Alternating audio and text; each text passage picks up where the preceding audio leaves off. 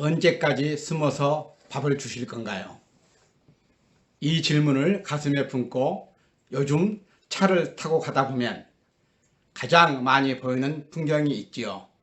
4년마다 한 번씩 보게 되는 아주 익숙한 풍경 말입니다. 지방선거를 앞두고 시장, 구청장, 의원, 후보들이 거리마다 나와 어떤 분은 손을 흔들고 어떤 분은 머리가 땅에 닿도록 인사를 하고 있어요. 그런데 저는 그분들을 보며 이런 생각을 하네요. 우리가 투표로 뽑을 저분들 중에 우리 동네 고양이들을 위해 공식적으로 목소리를 내줄 사람은 과연 누구일까? 그런데 오늘은 단순히 고양이 밥 이야기만 하려는 게 아닙니다. 왜 사람을 위한 공간은 계속 늘어나는데 동네 고양이들은 아직도 숨어 살아야 하는지, 오늘은 그 이야기를 한강이라는 공간을 통해 한번 해보려 합니다. 끝까지 보시면 이번 지방선거에서 우리가 어떤 질문을 던져야 하는지 조금은 분명해질 수도 있습니다. 가끔 한강을 바라보다 보면 참 묘한 기분이 드네요.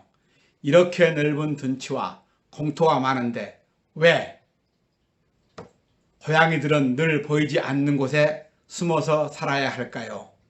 사람은 쉴 수 있는 공간이 넘쳐나는데 같은 도시를 살아가는 이 작은 생명들은 왜 늘 사람의 눈치를 보며 조심해야 할까요?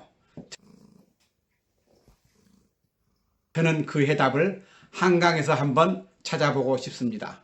사실 한강은 단순한 공원이 아니에요. 서울의 얼굴이고 대한민국을 대표하는 변화의 시작점이기도 하고요. 자전거 도로, 수변공원, 아름다운 야간 경관도 모두 한강에서 시작되어 전국으로 퍼져나갔습니다. 한강은 이게 될까를 묻는 것이 아니라 어떻게 하면 될까를 먼저 실험해온 혁신의 공간이었으니까요. 그렇다면 이런 질문도 이제는 자연스럽지 않을까요? 사람과 동네 고양이가 공존하는 모델을 한강에서 먼저 만들어 볼 수는 없을까? 한강을 자세히 보면 사용도가 낮은 공터들이 참 많아요. 관리 차량만 드나들거나 사람의 발길이 거의 닿지 않는 외진 자리들이지요.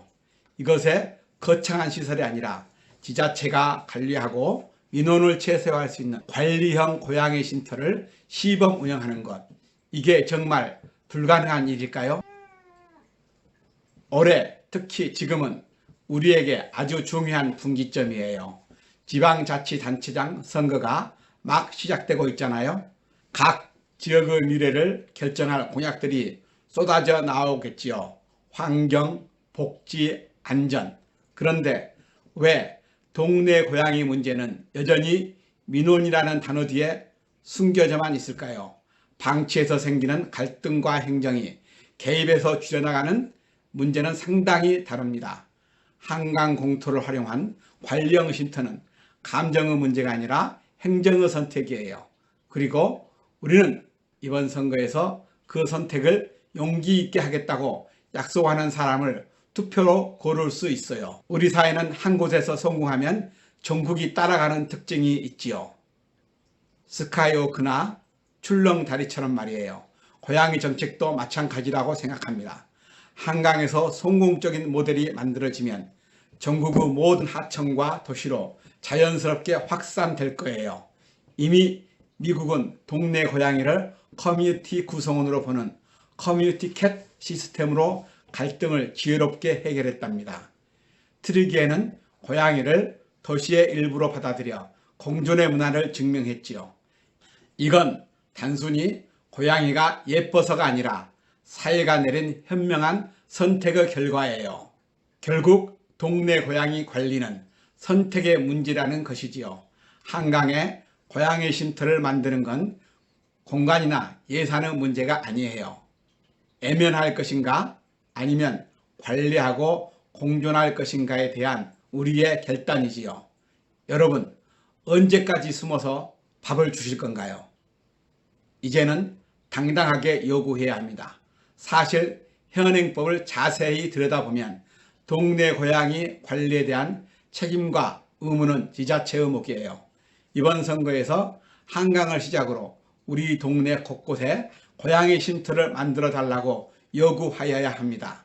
우리의 한 표가 숨어 지내던 아이들을 양지로 끌어내고 우리 이웃과의 갈등을 끝낼 수 있어요. 이제는 숨어서 밥을 줄 시대가 아니라 함께 관리하고 공존할 시대가 되어야 하지 않을까요?